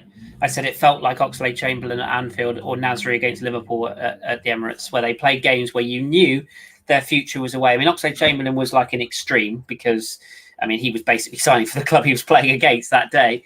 But it was the same. Like players, as you rightly say, Fem, like if you make a decision on a player, and I imagine you're referring to a certain gentleman called Mesut. Whether you liked Mesut or you didn't, and I know a lot of people didn't, and that's absolutely fine. And I think it's fair to say that his decline has been confirmed really since he's gone to Fenerbahce. But he was, and he probably was a disruptive influence. But nobody really asked the question why he was a disruptive influence. Nobody really asked the question why he was, sat at home on Fortnite. Nobody really asked that question, did they? And I think the very fact that the guy is still tweeting about Arsenal to this day, to me, that says something. To me, that actually sort of says that, he probably did care, and he probably is still a little bit bitter. And he's kind of behaving like a 12-year-old girl over it. But to a degree, I kind of get it. And I never got the whole Mesut hate thing. I didn't either. It was his money. Well, it was his money, wasn't it? But that wasn't his choice. That was the club's choice. That's what I'm saying. They have said to Mesut Ozil, we are going to give you £350 a week for 4 years. Mesut said, okay, no worries. Cool. Then after 2 years, the club decided they don't want him anymore. Why should he leave? Like, tell me, you've signed the contract saying you are going to give me this, and he says, okay, he signed the contract. Then you decide you want to renege on it, and people are at him because they think he should leave. Why? Why should he? I've never understood the Mesut hate. Like, yes, as a football fan, as an Arsenal fan, I wanted him to go. Of course I did, because he was draining the club. But that's not his fault. The club literally, he was on his way out, wasn't he? For free. And the club begged him to stay, and he signed a 4-year contract. So why should he not on it? So imagine he flipped it the other way around. You had a contract, and then he started saying, let's say he was performing brilliantly, and then he started saying, I want to leave, I want to leave, I want to leave. People be like, you've got a contract, like you've got to stay, blah, blah, blah. But because it's the other way around now, people are pissed off. I have no, like, yes, I wanted him to leave, and yes, he was all mad, but I've got no ill will against Mesut Ozil. Like, the club gave him that contract. Why should he not sit there and earn his money? If the club didn't want to play him because for some reason Mikel Arteta thought, I don't know, we're going to force him out the club, even though we really need an attacking midfielder, we're not going to play with one, and we're just going to leave him on the bench and not play him. And you're like, you're paying someone 350 grand. They didn't even register him. Yeah. Come on. Yeah. That's just that is the shit that the owners need to start thinking. The highest paid player at the club, and you're not playing him. Can you tell me why? But even if he was, as Fem touched on there, even if he was downing tools, and because the one thing I always say whenever we do these podcasts, and there's a reason we left this till 10 o'clock at night, because we didn't want to react straight after the game, because it would have probably been a lot worse than this. But I always sort of try and I take a breath, and I think, yeah, but we don't see these players in training. If I'm coaching as an elite team and my star striker turns up pissed as a fart at 10 a.m. with a 10:30 kickoff with his pants around his head and his boots up his arse, I'm going to be really cheesed off, but I'm probably still going to play him because he's my star striker. But if somebody one of the squad, the average squad players turns up and he's the same condition, I just send him home because I don't really give a shit. Well, that's going to affect the dressing room. It's going to affect the whole. Thank you, Danny.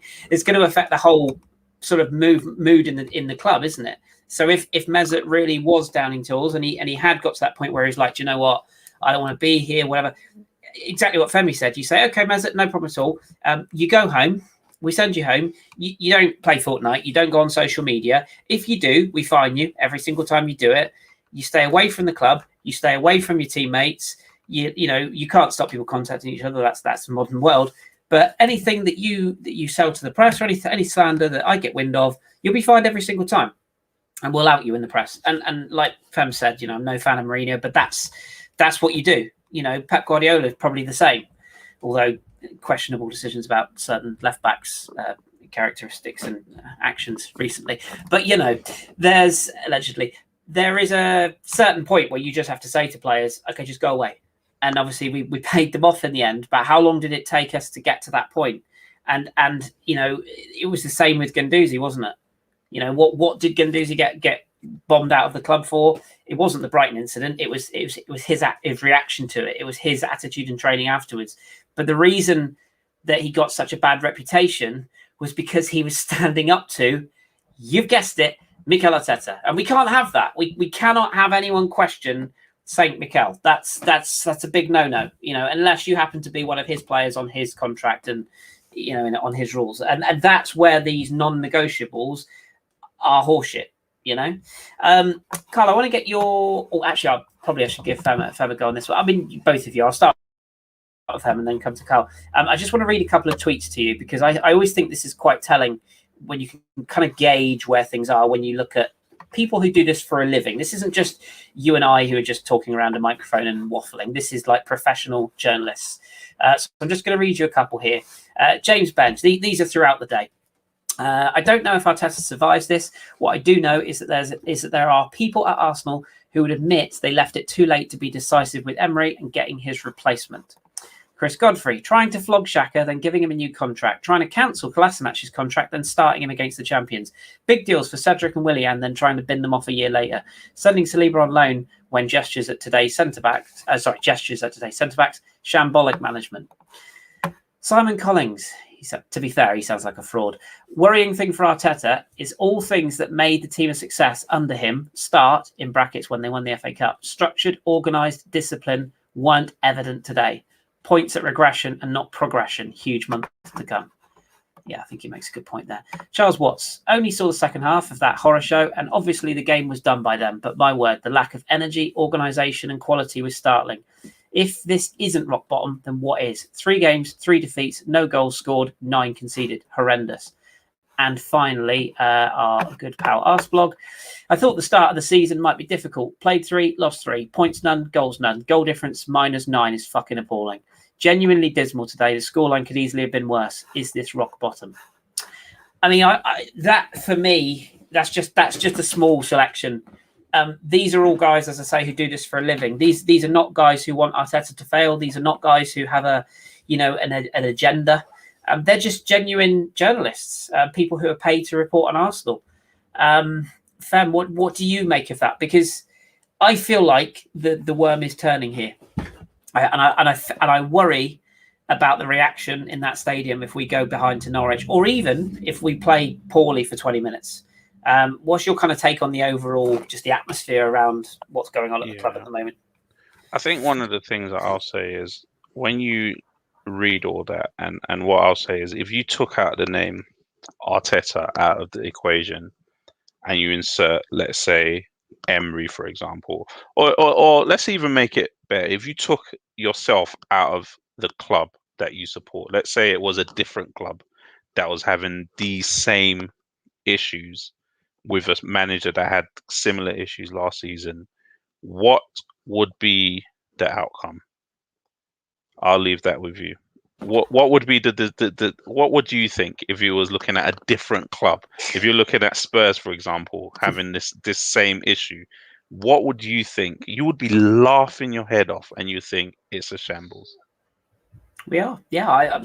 Karl, I'll let you take that. I mean, I've said my piece. What do you think? I say this all the time. Like, if you look at Arsenal as a whole and any other club, if Spurs bought a midfielder from Spain for 50 million and he had no assist and no goals in the season, we'd be laughing at a waste of money. But we find an excuse for Partey. Oh, he's injured. Oh, it's his first season. Blah blah blah. Now, I'm not saying that Partey is a waste of money. I'm not. Let me make this clear. But a midfielder for 50 million, no assists, no goals in the season, can't shoot a ball. Every single shot he has goes high, wide, and handsome. And no one's got nothing to say, no? But let that be Tottenham have done that. We would be rolling around on the floor thinking, who's this player that you bought? It's a joke. It's just like, if you was to put Arsenal to Spurs, we would be cracking up. We would be thinking, oh my God, like, the bottom of the league after 3 games, zero goals scored, 9 goals conceded. You'd just be laughing. 90. What did at some point today? I saw on Twitter that we had like 3% possession.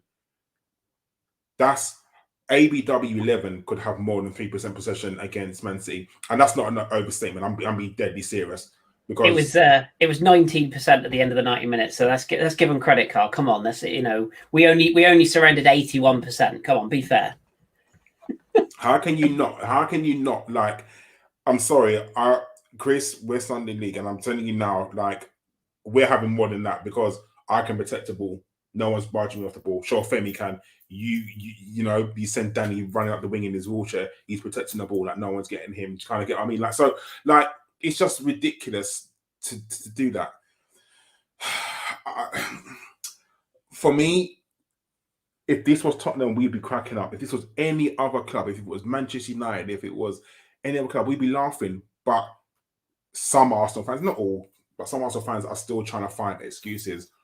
Like, I don't know how many more times we can have an excuse. Like, I don't know how many more people say that the season starts now. So when we then have played Norwich, played Burnley, played Spurs, and then then it comes around again. We have to play Manchester United. Does the season pause because we play Man United? And then when we have to play Man City, Chelsea again, what happens then? So if all these teams are too big for us, so do we concede 6 points to Liverpool, 6 points to Chelsea, 6 points to Man United, 6 points to Man City? So that's what 24 points straight away that you just really is come on, like it's just. And if we get a point, if we manage to get a result against them, it's great. But if we lose, it doesn't matter because we're never going to beat them again. You can't have.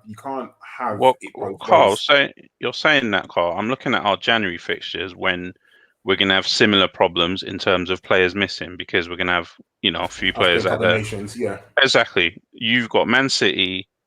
I don't know what the cups are going to be like. You've got Spurs and Burnley. So are we going to lose to Man City and Spurs and then say, oh, well, it was because we're missing players, It is. Yeah. Of course, it's going to be the excuse. Of course, if Arteta's still there, that will be the excuse. Now, yeah, I mean, you can't have excuses for every single thing. But that's what they're going to say. They're going to say, oh, we didn't have Aubameyang, we didn't have Partey. Who else goes? Aubameyang, Partey, Elneny, Pepe. That's 4. Lecomte is Belgian, isn't he? No. Yeah, so that's Jesus. 4. So that's 4 players that we're going to be missing. Senior players, all senior players. So you just be left with young players there. Yeah. And then you're thinking young players and Xhaka. So that Xhaka and let's face it, Xhaka and Lokonga in midfield, which is what we have now. Yeah. If Xhaka that's if Xhaka hasn't got a red card or injury. So then if he has got injury, then you play Odegaard or in midfield because we don't have that many centre mids. So it's Xhaka, Lokonga, Xhaka and maybe Odegaard, you put him as number 8, or Xhaka and Smith Rowe. Those are the only combinations. Now, if Xhaka's injured or is sent off, you're talking about Lokonga and maybe Smith Rowe in midfield, or Lokonga and Odegaard in midfield. One small caveat, we do have to say the window's still open till Tuesday, and we do have to say there might be some January business by then. And I suppose in theory, we also have to say we don't know if the same manager will be in place then. I mean, we don't, do we? So, yeah, but I take your point. Like, it's still on face value what we have now. It's still piss poor planning, isn't it? Whatever way you look at it, isn't it? Yeah. I saw people saying that's why we didn't buy Basuma because he's going to that African Cup of Nations, but. If rumours to be believed, that's not stopping Liverpool, is it? No, he doesn't play for his country either. No, because he does. Who is it he plays for? Is it Mali or something like that? Yeah, and he hasn't played for them for like 2 years or something like that. Yeah. So it's a case of like you said, it's just piss poor planning, and an excuse is going to be made straight away. Oh, we've only got Lacazette up front. I'm assuming that's the reason why we're going to keep. Maybe keep Eddie.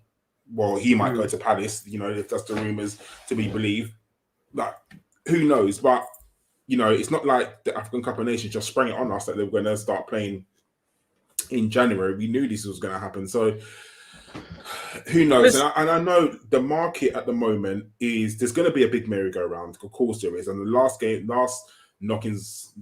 of the season, there's going to be people trying to grab players here, there, and everywhere. Like, I totally understand. And there's only so much you can bring in because we need to cut down our wage bill and send it out. And I don't know if anyone's seen it. By the time people are listening to this, maybe tomorrow, you would have seen that Karl Sodakov just said that Willian is tearing up his contract. If you believe that, you fucking believe anything. Willian is not tearing up his contract. He 240 grand a week, and you think that Willian's going to tear up that contract just to leave Arsenal? People don't believe the hype. Don't believe what Kieran has been feeding Sky News. He is not doing that. I can assure you. If you believe anything that comes out of Karl Fraudekohl's mouth, you're a bigger idiot than I am. I'm just going to say he's not. I'm sorry, he's not doing that. Please don't believe that is a agent who has fed Carvey to say that. So that when he does leave Arsenal or he doesn't leave Arsenal, because well, it did offer, then Arsenal turned it down. He's not. 240 grand a week, and you think that he's just going to walk away just to leave Arsenal? And also, and you got I'm just gonna. Sorry, Avon, I'm gonna pull you on this one. You knew it was coming. Avon's just put in the chat. Laka, that's the guy who loves the club and is running his contract down. Avon, do you blame him? Do you blame the guy? Do you this is a guy who we paid 50 million quid for, and then a couple of months later we went out and bought his best mate. We promised him we'd basically build a front line around him, and then we went out and bought his best mate and shunted him around the pitch. This is a guy we bought as a centre forward who'd got goal after goal for Lyon as a predatory centre forward in the box, and we've asked him to play as a number 8, a number 10, a deep line midfielder, a left back, a goalkeeper. We basically asked him to play everything but what he is. Do you blame the guy? And of all the things that Lacazette is, and don't get me wrong, I'm not saying he's the way, the truth, and the light. However much I love him as a bloke, and I do, I've never hidden that fact. He's not the biggest problem at Arsenal Football Club right now. I would argue, and this is nothing against Aubameyang, but I would argue he's a far bigger problem than Lacazette is in terms of contracts. Far bigger problem. And it makes to the bigger point that you said there, Karl, about like the window being open and stuff like that. Without, again, being too harsh on Mikel Arteta, I'm not sure I trust the bloke to spend any more money. I don't want him to go out and buy Dominic Calvert-Lewin and play him at left back. I don't want him to buy Dominic Calvert-Lewin and get him to play as a deep lying playmaker. If we're going to go out and spend the money, and that's just an example, but that's the latest link, isn't it? If we're going to go out and buy a player like that, I want him as my centre forward, and I want the manager to buy the player, I want the player to come in for the manager who essentially he knows what he's coming in to do. He knows his role within the club. He knows what he's coming in to do. We bought Ødegaard as a creative number 10. His very first game for the club, well, exclude West Brom, his first start today back as an Arsenal player. Where does he play? Holding midfield. Brilliant. I mean, it's just like... If you're a top player, why do you come to Arsenal? Genuine question. Like, let's take your Arsenal hat off. Take your Arsenal hat off and take your rose-tinted glasses off. Why do you come to Arsenal? You come for the history of the club and London and the money. London, what does it attract? It's the money, isn't it?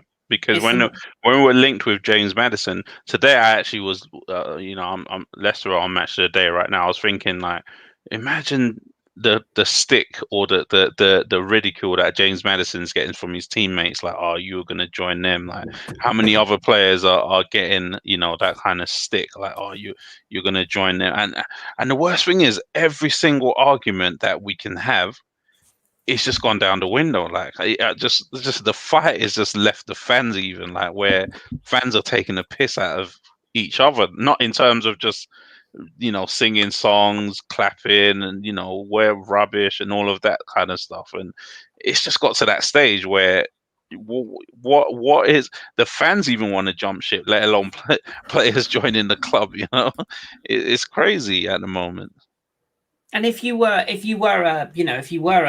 generational talent, that you were linked with Arsenal, whatever. I mean, I hate to be cynical here, but why break the habit of a lifetime?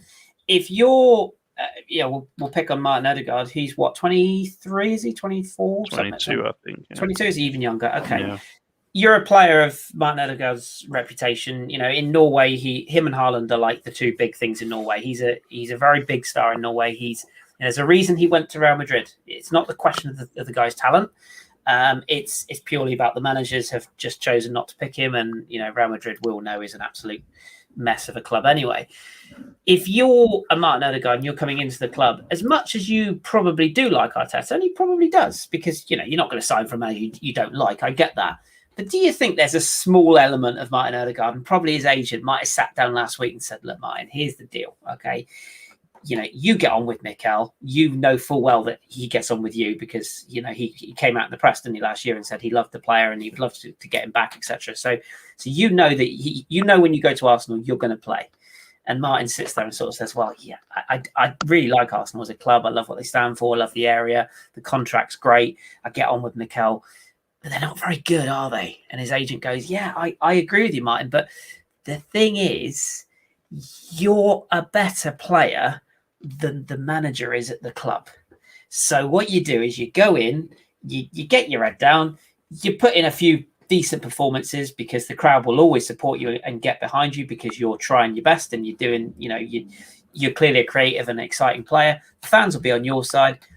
The manager might not be there in 6 months. Not the worst thing in the world, is it? Even if the manager's there for a year, and that's probably why Saliba agreed to go on loan again rather than be sold, because those sort of players are probably looking at this and thinking, well, does it really matter? Same with even Aubameyang, even a player of his age. No sense for him to leave. Even if the club said to him, we're willing to listen to offers, there's no sense for him to go at the moment because we all know, all three of us know that if Arteta went tomorrow and another manager came in tomorrow, whomever that may be, good or bad, the first thing they would do is make Aubameyang their centre forward, and they'd probably build the team around him because that's just logical. And they would have, Martin Odegaard, who's, I think I'm right saying he's the captain now, isn't he? I think he's captain of Norway now. Norwegian international. He's your number 10. Thomas Partey, like Karl said, he has flattered to deceive, but he was brilliant at Atletico Madrid, and he's been brilliant. It's funny how he's come to Arsenal and he looks the shell of that player, albeit injuries, aside. Also a player who never got injured at all, and now all of a sudden comes to Arsenal. Yahoo! Injuries ahoy. So, Kieran Tierney is another great example, and I know a few people have sort of said, he's going backwards, and then Kieran Tierney is a fantastically gifted left back, and he's a heart and soul player, and he's a player you want in your team every day of the week. After a while, a player is going to go backwards if they're performing in a bad club. To use the job analogy Karl had, if you're not happy at work, your work's going to suffer. It's just a fact, isn't it? Like, you can't hide it. I am conscious of time. I don't want to go on forever tonight, and the fact that we've still got however many people in here live is quite a thing. So thank you very much. If you are watching this, sorry, but I'm going to shill. If you could just click Danny's ding dong and stuff, that would be lovely. The old thumbs up, and if you're not subscribed to us, why? Firstly, how could you not subscribe to this? We're all such happy, cheerful individuals. Why would you not want to listen to this every week? But no, in all seriousness, if you do enjoy what we're doing, please do subscribe, hit the old bell notifications and stuff like that. And please do give us a thumbs up. And even if you agree or you don't agree, there's been some things in the chat that I've looked at tonight and gone, oh my good God. But you know what? You're all entitled to your opinions, just like we're entitled to ours. Nobody's saying that we're right. But we are. All right. So just deal with it. I've got a question to both of you. Yes, let's do genuinely, yes. What next? And I don't mean this. What next? For me, go on, Chris. For me, it's PSG Rams Messi's debut tomorrow night. No, in all seriousness, for me, it's Norwich at home, and it's in the worst possible way, mate. It's I'm waiting for what I think is inevitable, and that's that Arteta goes in November. Because I don't think he goes now. I don't think he goes for at least a month, and I think we're basically back where we were with Emery. And if you think we're getting Antonio Conte, you're mad. There's just no way. There's no way he's going to this club. But no, for me, that's my answer. I'll let Femi answer. But for me, it's Norwich. I called November at the end of last season, and I said we would be mad to do that. But here we are again. We are here, and I think there's a pivotal game in all of this, which is Tottenham at home. My God. Oh. If the North London derby is, you have to get some sort of, you have to beat Norwich, you have to beat Burnley, and you have to win the League Cup tie, and you have to pray and hope that you do something in the North London derby, because there will be blood on the floor if we lose that game. I promise you. There's no way you want to be losing the North London derby, the first one back at the Emirates with a full crowd, when you're already under this type of pressure. I think if the club are smart, for me, they are already talking to people. 100%. There's not even anyone at the club who could take temporary charge like last time when Freddie took. Who's going to take charge? Is it the new under 23 guy? Is it Steve Round? Is it Steve Round? Is it? It's going to be Mertesacker, isn't it? Yeah. Exactly. You cannot. It will be gross negligence to not be in the background through whatever intermediaries or whatever talking to managers. It might be Ted Lasso. For all we know, under Josh Kroenke, it could literally be anyone. You're hoping that they're tapping people up now. I think they have to be. Let me swing that question back to you then, Karl. I'll ask you both, but I'll start with you, Karl. So realistically, and again, I have to keep saying this because I don't want to be harsh on Mikel Arteta, because I do have a lot of time for the guy. I just don't think this job is for him, as you've said, Karl, very eloquently. But let's just say he did decide to leave, which I don't think he will. But let's say he's pushed in a hypothetical world. I'm not going to ask you who you'd get, because that's just, it's very. I mean, if you've got a name, feel free to chuck it in. But what I would more ask you is what you would go for. Would you go for the model where you get Edu out as well and you start a completely fresh project? Do you get someone, do you give it Giggsy to the end of the, actually don't give it to him because he's got other issues to deal with right now. But do you give it someone to the end of the season and you just kind of put a big sticking plaster over it, and you go back to 94, 95, you finish 12th and you just draw a line and start again? Or do you just blow everything up and kick it down the road? I mean, what sort of manager do you look for? If you've got a name, chuck it at me, feel free. I don't have a name, but for me, so like I said, this is my football club. Arteta goes and so does Edu. Both of them go, because what they've done in the money that they spent is almost ridiculous. You think to yourself, you've got a £30 million centre back playing in France, and the manager just hasn't fancied him, whereas every other player does. If I had a name, probably the only name in the top of my head, genuinely, and people may roll their eyes and think, oh God, no way. Someone like Graham Potter. Genuinely, I'd give someone like Graham Potter a chance, because Conte is not coming to us spending all that money. Conte is not coming to us now. Conte wants, the reason why he left Inter is because Inter didn't have any money. You just won the league and you just leave them like that. Come on, no, it's because they didn't have any money. And they interfered, which is exactly what happened to our club. Yeah. So that's the reason why he left. Josh had told me to leave Graham Potter alone. But Josh, I think we said it in the group. Like, I genuinely would go for someone like Graham Potter. Like, and you give him a 2.5-year contract. And you say to Graham Potter, we're not expecting you to give us Champions League. Clearly you're not. But tell you what, get us in the top 6. And Potter is going to know he's already worked with Ben White. Guarantee Graham Potter doesn't let Saliba go. I mean, I very much doubt there's a clause in Saliba's contract that he can come back early. I very much doubt it. But no, there's no break clause. So, like, you think to yourself, you bring it back. I'm not saying he's going to get the best out of all these players, but he's not going to make stupid. He's definitely going to play Canassilach against flipping Man City. He's not going to make stupid decisions. He's going to know he's got some sort of tactical nous where, I'm sorry, Arteta has not got any tactical nous. Like, he's not stupid. Arteta's not stupid, but the thing is, like a game like today, if it came off, people were calling him a genius. Where it doesn't come off, he looks stupid. So for me, Arteta and Edu, they go. It was never going to come off, was it, by the way? It was never going to come off, was it? You bring in someone like Graham Potter, and the problem is there's no guarantees in football. There's no guarantees in football whatsoever. You could bring Pep Guardiola into the squad and it couldn't work out. You could, bring Klopp into the squad, it might not work out. But for me, that's what should happen. I don't think he survived the North London derby.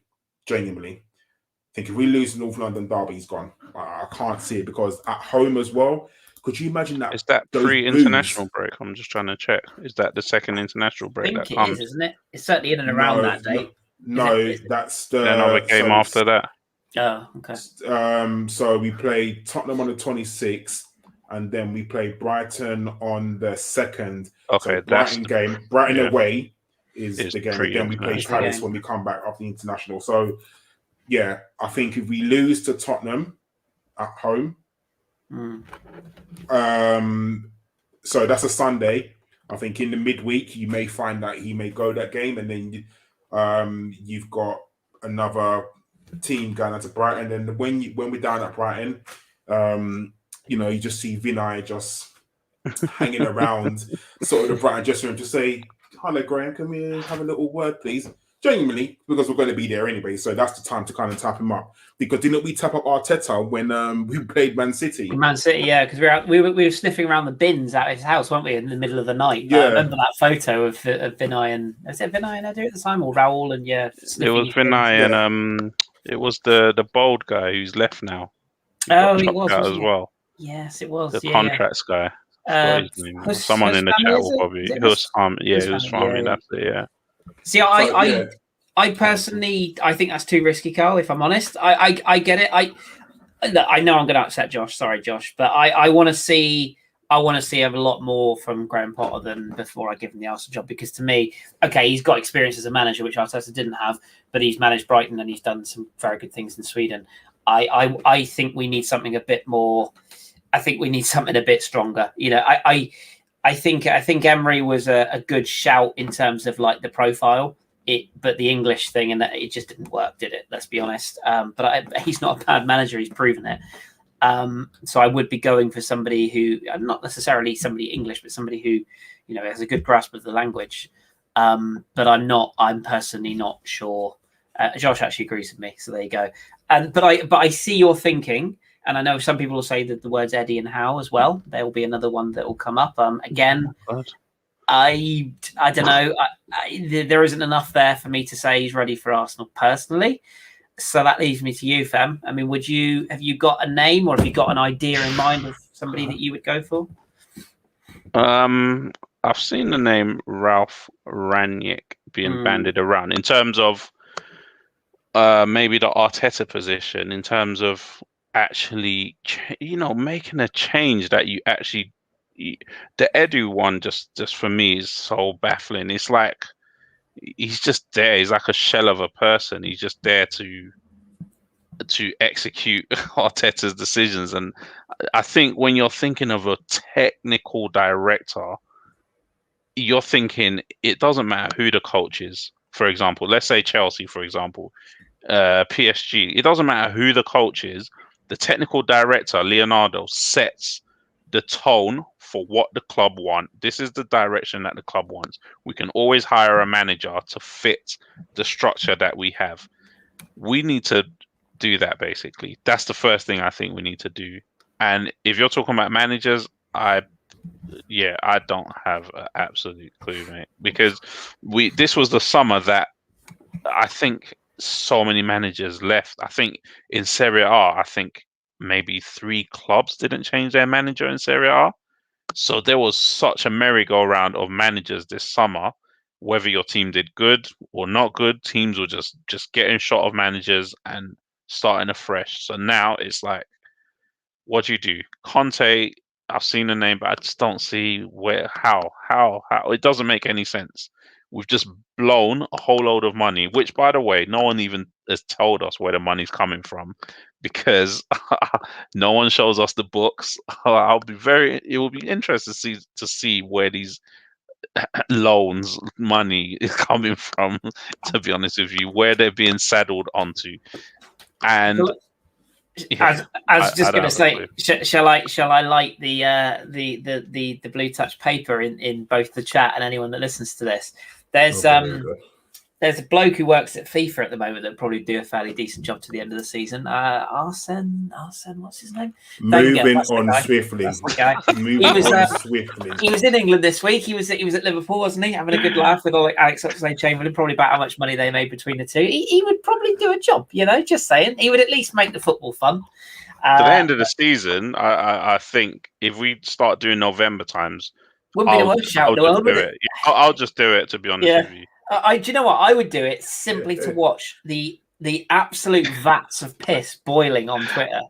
I mean, I would do it just for that. Like, can you imagine? Where did the Pirates finish in your last season, Chris? Just want to put yes. Again, irrelevant, Karl. Irrelevant. But I'm joking, of course. But this is the problem. That, as you rightly both said, there's not a lot of options out there, and I think the one thing unless you go for a tried and trusted, safe pair of hands, if you will, there aren't many coaches out there that are readily willing and available. Either available because they would they would leave a club. Like if you went to, I don't know, a middling European club and said, look, we'd like your manager. I don't think there would be anything to stand, and they wouldn't stand in your way, would they? Let's be honest. Like if you'd have gone to Lille last summer and said we wanted Gaultier, which that breaks my heart. Let's just not. But if you'd have done that, you probably would have got him. But I can't think of many clubs now. I genuinely can't. I have to sit down and go through every club.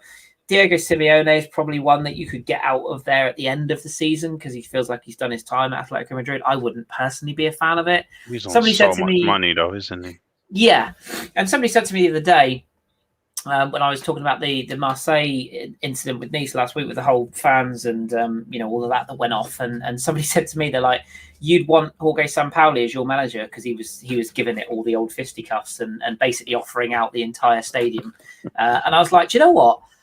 Actually, I probably would. It's just because at least you'd have that sort of just a bit of fun back, and it is a little bit tongue in cheek because one thing Mikel does do is he's good at the gestures, isn't he? He's a good presence on the touchline.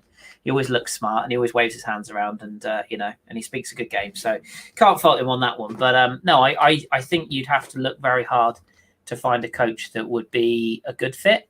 And to find a coach that not only have you got to sell them the project of a broken can club, but you've also got to sell them the idea that, by the way, there's no money for realistically 2 years, 3 years, because all these players that this manager's brought in, you're lumbered with them.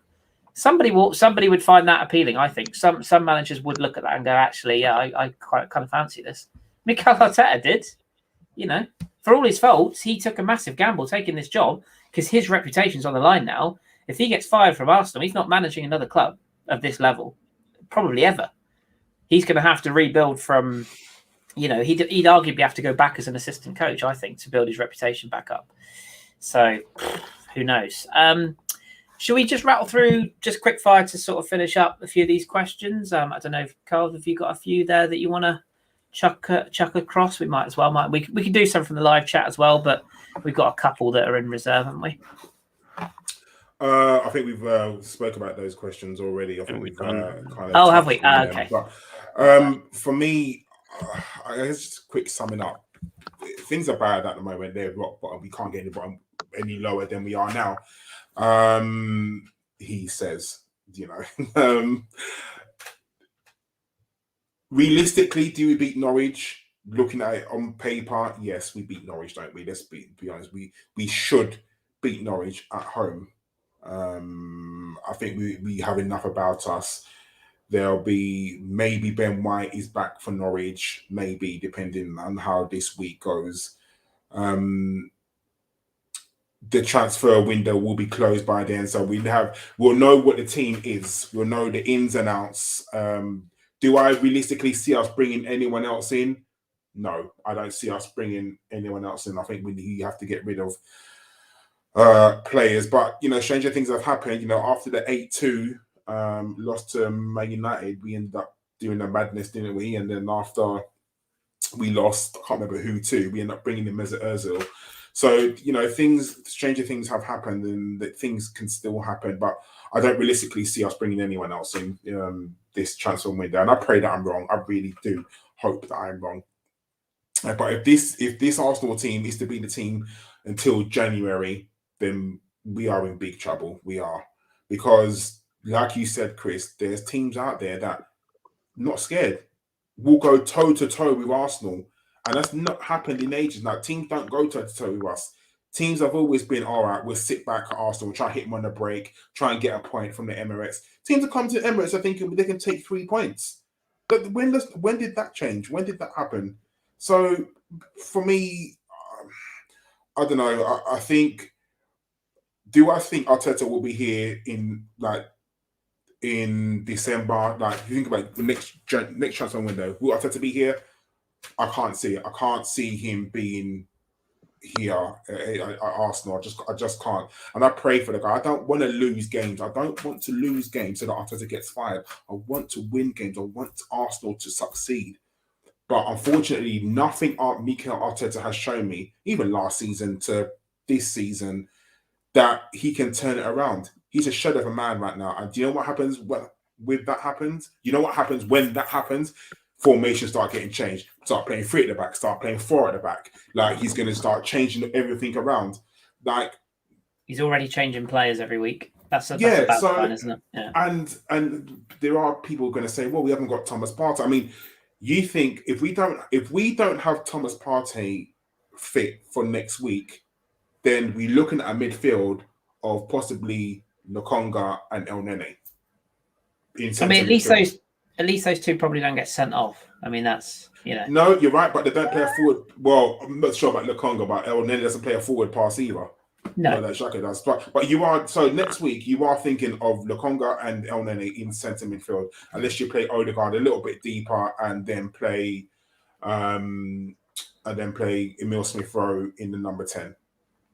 Like that's what you're looking. So we are now in like, and this is Norwich. So Norwich are going to look at that and think, you know, we can go out there. Lokonga is like, and he's a breath of fresh air, but he's a new player, brand new, and he's very young.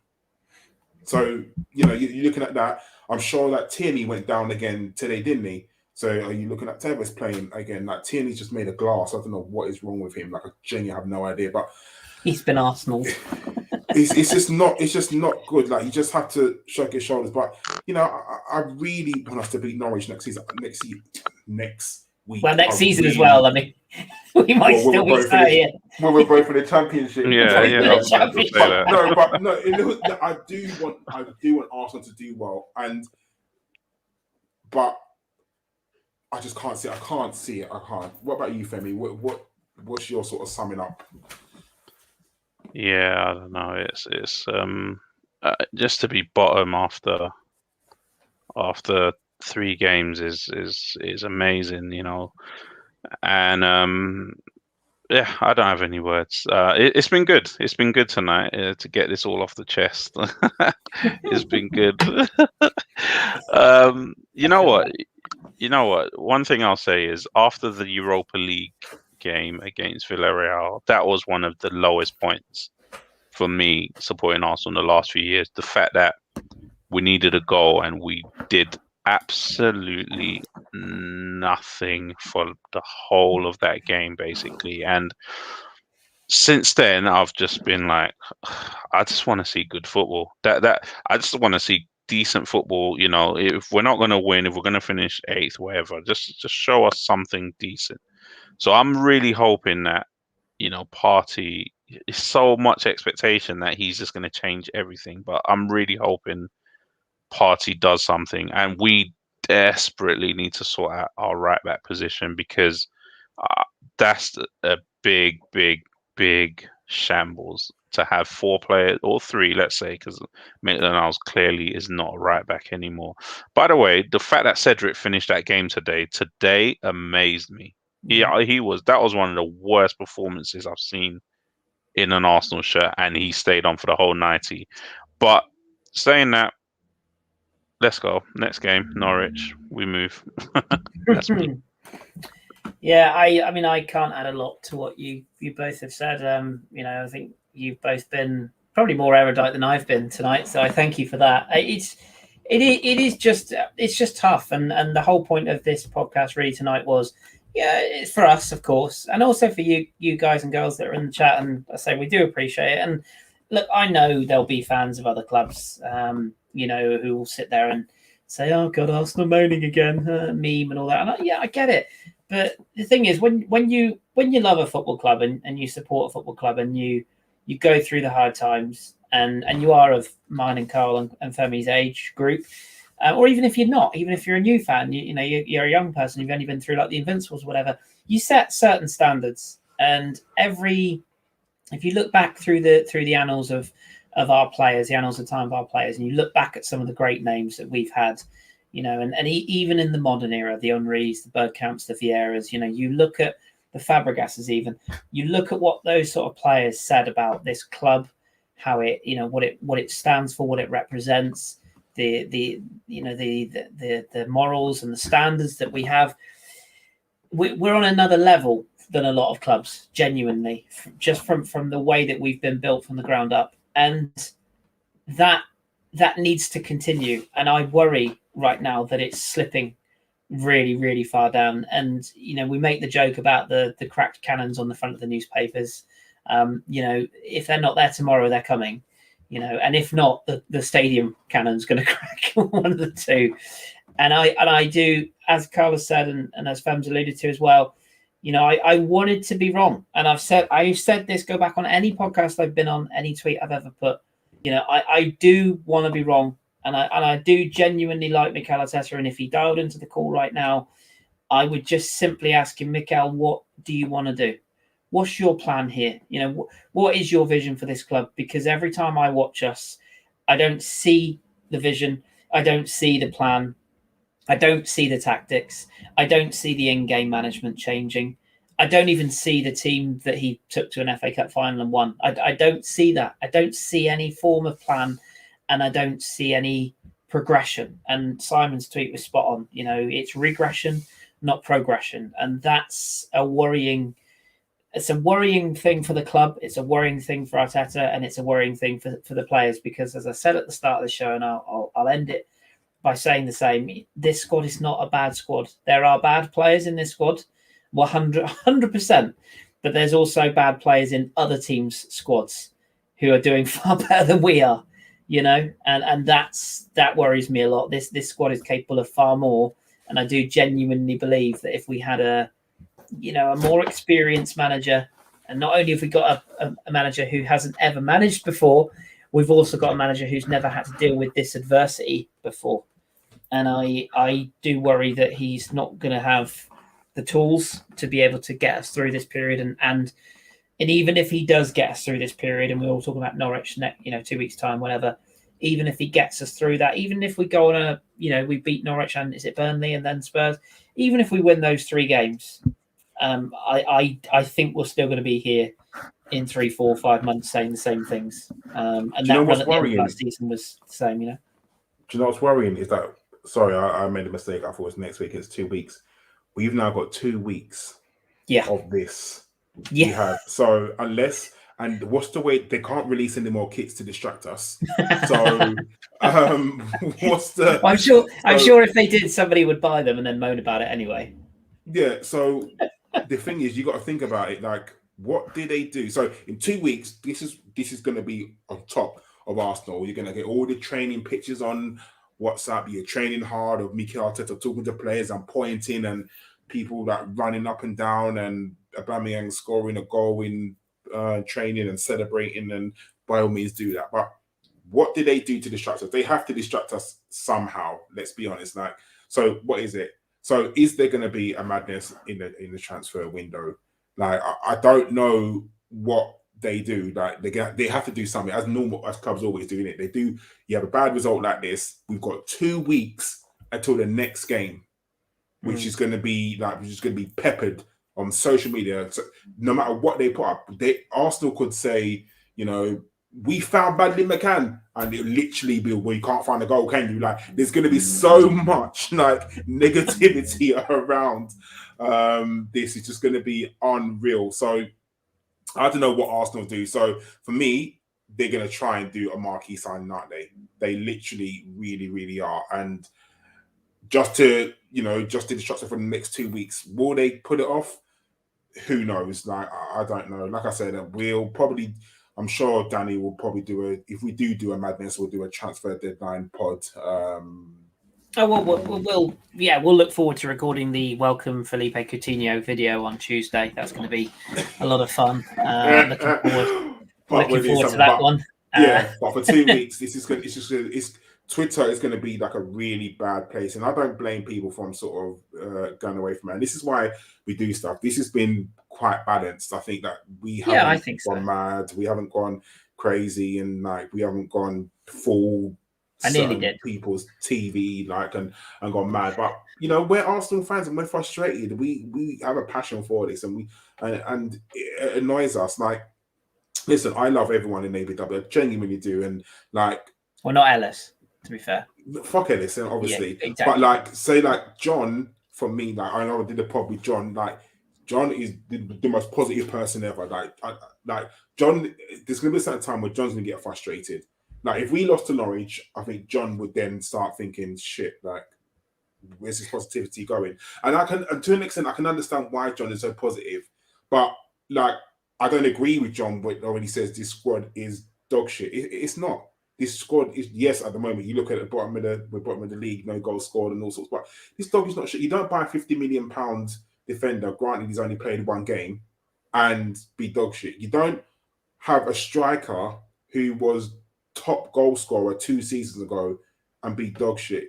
You don't have a goalkeeper who is second in line to the throne at Germany as dog shit. You don't have Scotland's left back and dog shit. You don't have like a £50 million, and guess he hasn't played because he's been injured, centre midfielder and be dog shit. You don't have the Xhaka that played today is we all watched the Euros.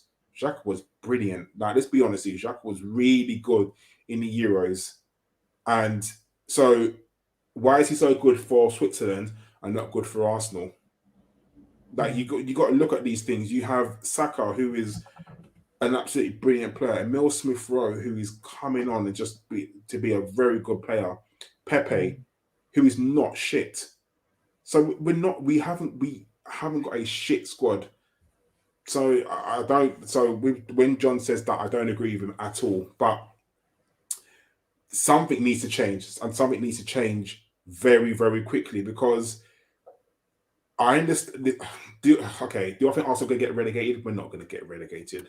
As big as Arsenal are, we're not getting relegated. However, Arsenal will languish around 15th, 16th. There's no doubt that Arsenal will languish around those. And then what happens then? What do you do?